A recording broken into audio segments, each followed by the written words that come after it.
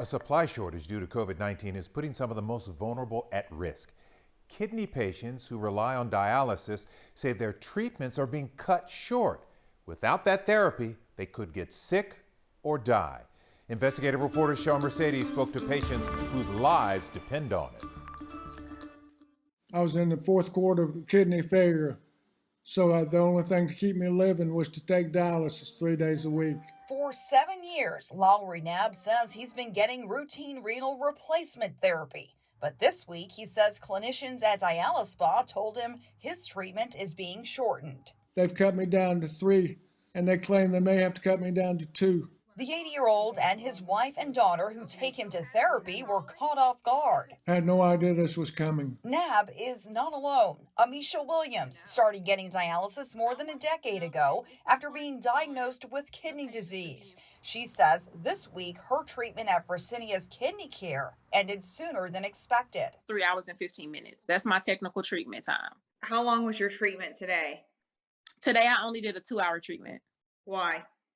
Because they didn't have supplies. Williams says the clinic handed her an emergency treatment packet, which included her physician's prescription so that she could begin looking for dialysis somewhere else. Because this is scary.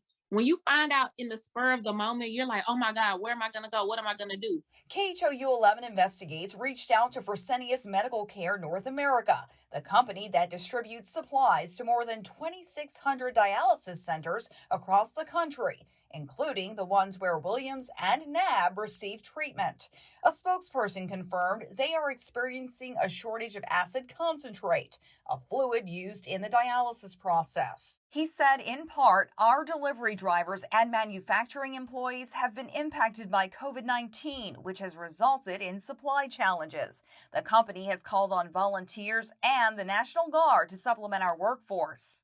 The company's chief medical officer said, in part, in emergency situations, it is sometimes necessary to temporarily adjust the dialysis prescription to optimally utilize available resources. We know from our previous experience in natural disasters that these changes can be made while still meeting the standards for adequate dialysis. They should have informed us. We shouldn't have had to wait until the very last minute, like cutting us off of the machine to find out what was going on. You can't say this one can have the right amount and this one doesn't need it. You cannot say that. That's picking who lives and who dies. The national supplier could not give me a timeline on when things might return to normal.